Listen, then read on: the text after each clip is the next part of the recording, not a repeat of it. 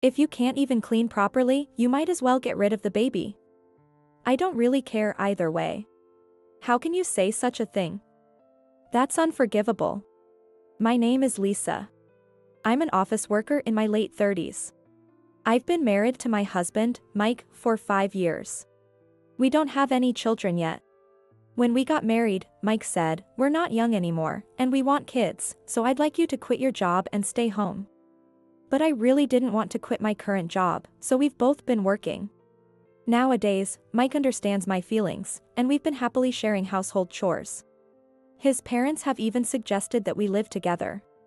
His mother, a former teacher, offered to support us so I could continue working while raising kids. She said they had received help from their own parents while working and raising their children.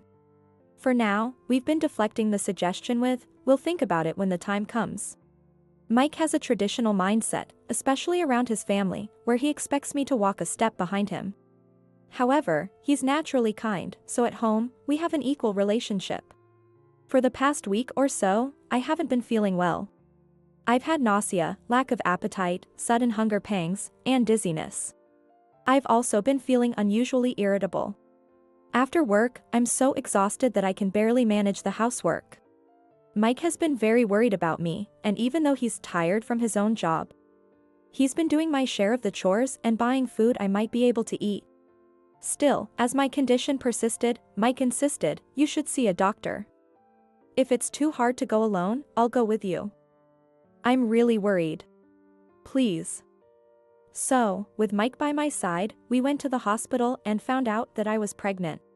The cause of my poor health was morning sickness. Both Mike and I were thrilled about the pregnancy.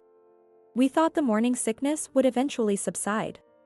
However, even after 1 or 2 months, my morning sickness didn't improve. Research showed that the duration and severity of morning sickness vary, and some women continue to have it until childbirth. My condition worsened, and while I managed to work, I couldn't do any housework after returning home. Seeing me like this, Mike has become cold toward me. "Why isn't your morning sickness over yet? It's not even a real illness, right? Or are you just pretending to slack off on chores? I don't know why it's like this either. How can you say something so cruel? It's not fair." Mom said she didn't have morning sickness, and she thinks it's strange for it to last this long. Even my coworkers said theirs went away quickly. And they did their housework. You're just being lazy. If you had more willpower, you wouldn't feel sick. You're just not trying hard enough. Comparing me to his mother and others, accusing me of being lazy, Mike's words cut deep, but I didn't have the energy to fight back.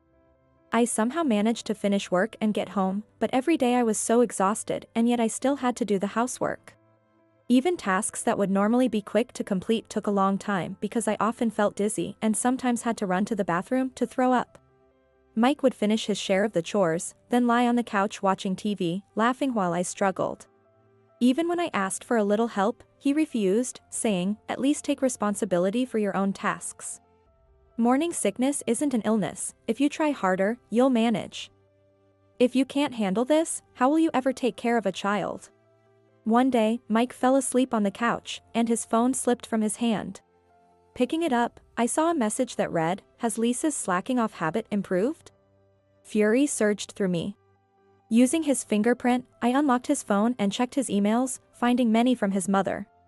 Morning sickness is just an excuse to slack off. You need to put your foot down from the start. I see. Got it, Mom. I never had any morning sickness. It's all about mental strength. Lisa is just not trying hard enough. It's all in her head. She probably isn't focusing on her job either. I see. I'll tell Lisa. Raising a child is 100 times harder than morning sickness. If she's struggling now, it'll be a nightmare when the baby comes. That's really concerning. Plus, Lisa isn't young anymore. Can she even have a healthy baby? Maybe you should consider remarrying someone younger. That way, you won't have to deal with her morning sickness, and you'll have a healthier child. That makes sense. But I don't know anyone suitable. If you want, I can introduce you to someone. There's Amy, a former student of mine. She's 25, very cute. And became a teacher because she looks up to me. Teachers get good maternity leave, so it'll be easier on you. I'm sure she'd agree to live with us if I suggested it. That sounds great. Maybe you should introduce us. It turned out that Mike had arranged to have dinner with his mother and Amy. They regularly exchanged messages bad-mouthing me. I secretly checked Mike's phone whenever I had the chance, photographing and saving all the emails. I was initially stunned, but it started to make sense why Mike had become so cold. That day, I was stuck in the bathroom all day. The morning sickness was relentless, and my throat hurt from vomiting so much. I worried about the baby, wondering if it was okay. I could barely keep down any solid food and was just managing to stay hydrated. Feeling desperate, I tried to call Mike from the bathroom for help, but he happened to walk in. I'm really struggling today. Please take me to the hospital. An intravenous might help. Morning sickness isn't a big deal. Stop pretending. I have plans today. Don't bother me. Today was the day Mike was supposed to have dinner with his mom and Amy. I wanted to follow them, but I was in no condition to do so. I was supposed to go out this evening, but seeing you like this is depressing, so I'm leaving now. I can't even relax in my own home. Enjoy your day off. Why do you say such awful things? This baby is ours. Can't you help me a little? Whatever. If you can't even clean because of morning sickness, just get rid of the baby. I don't care. You're choosing to have this baby. So deal with it yourself. Just don't burden me. As I listened to his words, I started to feel faint. I couldn't keep my eyes open. When I woke up, I was in the hospital. My parents were staring at me, looking worried. What happened? It turned out I had accidentally called my parents while trying to call Mike. My father heard everything Mike said. My parents rushed over and found me unconscious in the bathroom. Mike had left me there and gone out. They called an ambulance, and I was taken to the hospital.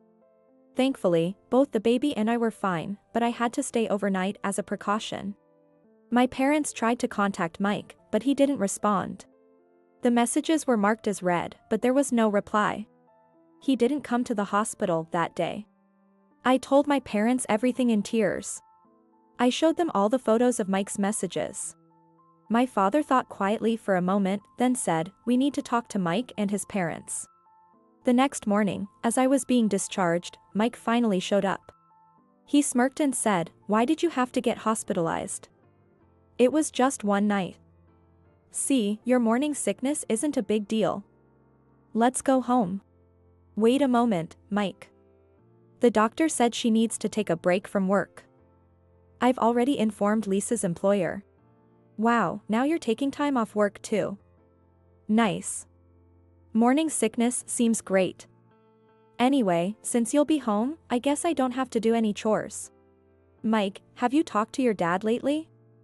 Does he know about Lisa's condition? No. I haven't spoken to him. Mom knows and probably told him. Given Lisa's situation and your attitude, I can't let her go back with you. Lisa will stay with us for now. That's unacceptable. Don't spoil Lisa. I'm sorry, but we need to apologize to your parents as well. We'd like to visit your home when your father is present. By the way, what happened last night? We called multiple times. Were you busy with work? Mike might have noticed that my mother's eyes were not smiling. With a strained face, he said, "I understand. I'll arrange it." Yes, I was busy with work last night. I've been swamped lately. Anyway, I'll be going now, and he started to leave the room. At that moment, Dr. Smith, the attending physician, arrived for my discharge examination.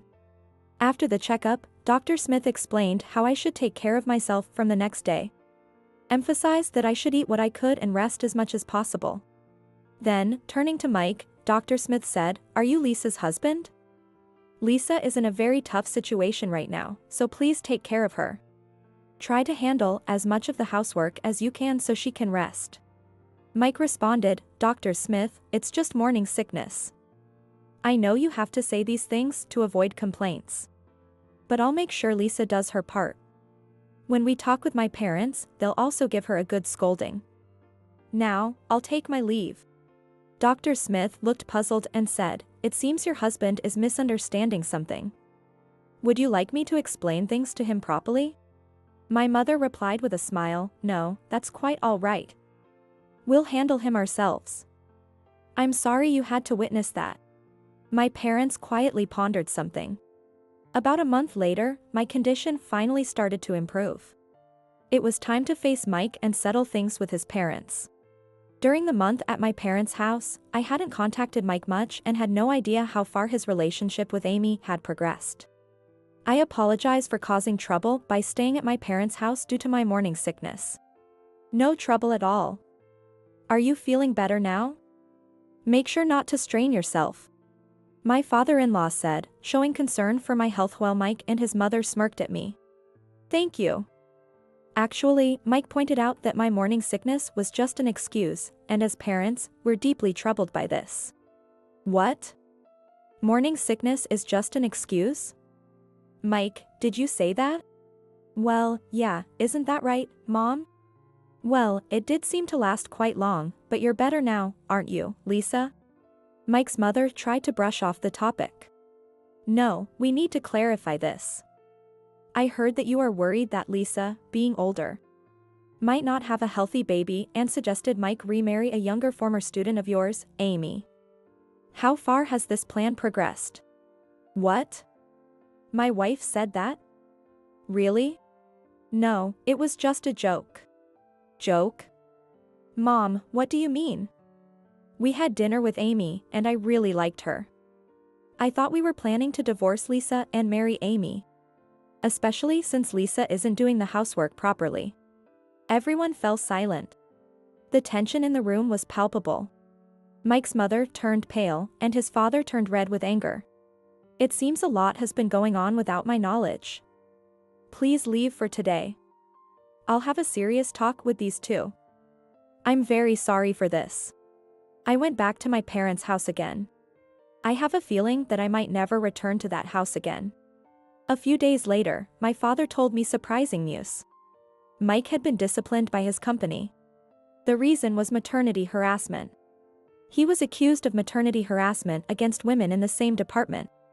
He said things like, "Feeling sick just because you're pregnant? That's just proof you're slacking off.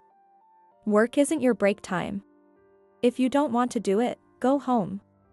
He also made pregnant women with large bellies do heavy lifting and said, "You can't even handle this?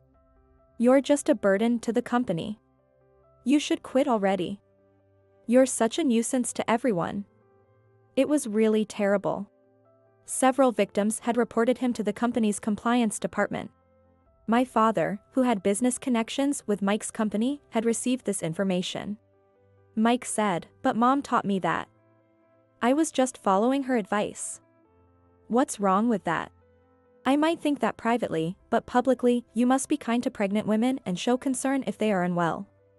Don't you understand that? So, you knew it was wrong to say such things to Lisa but still guided Mike to divorce her. Why? I thought Mike wasn't getting it, so I tried to steer things towards a divorce. Amy would listen to me and agree to live with us.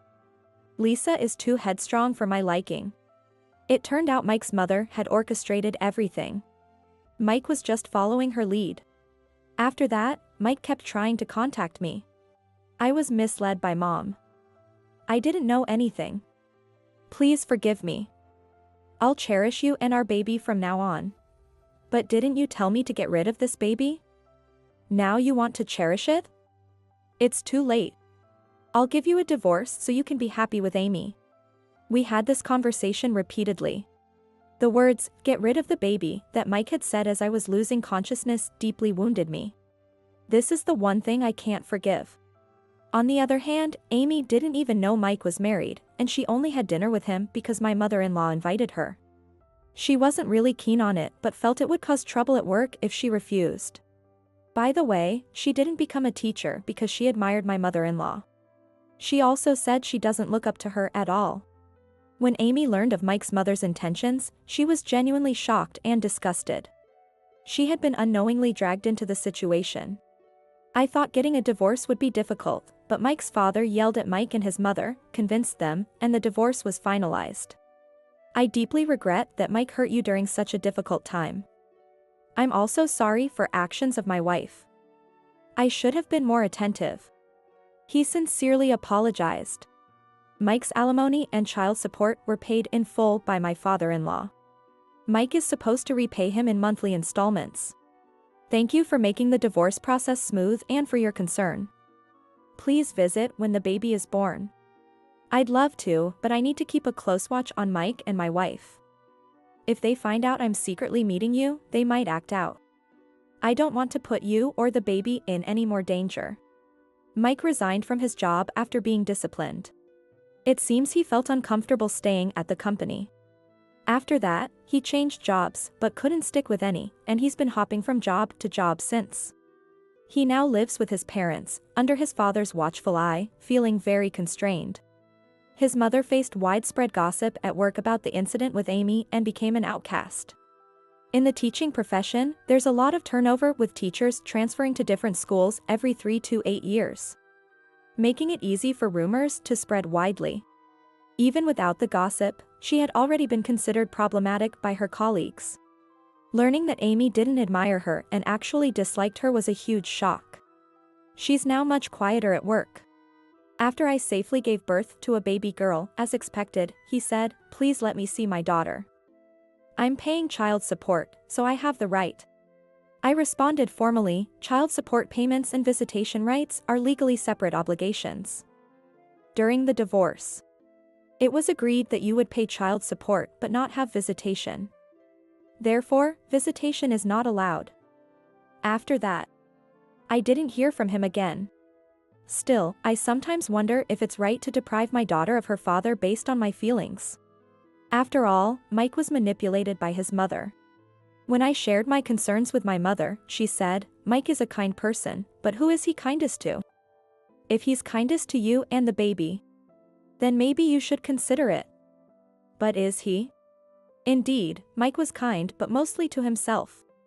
When I became a burden, his negative feelings emerged, and he followed his mother's lead. I can't trust someone who turned away when I needed help. When my daughter is older and can decide for herself, I might ask if she wants to meet him. Until then, I won't allow it. Since my daughter's birth, my world has changed. Parenting is both a joy and a challenge.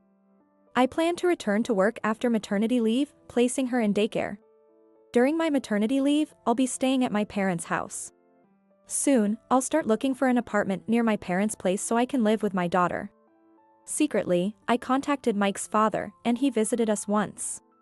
Watching him lovingly hold my daughter made me want him to visit more often.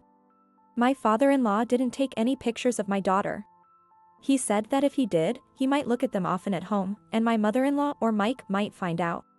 Instead, I took many photos of him with my daughter. I plan to make an album and gift it to him someday. I am fortunate to have my parents' support and a place to return to at work. Sometimes I wonder what life would have been like if my morning sickness hadn't been severe and I had stayed with Mike. Would he have supported me through the challenges of parenting? Would he have protected our daughter when needed? In hindsight, I'm glad his true nature emerged early. Maybe my daughter was the one who made me realize this. Moving forward, I'll appreciate the kindness around me and walk with my daughter towards a brighter future.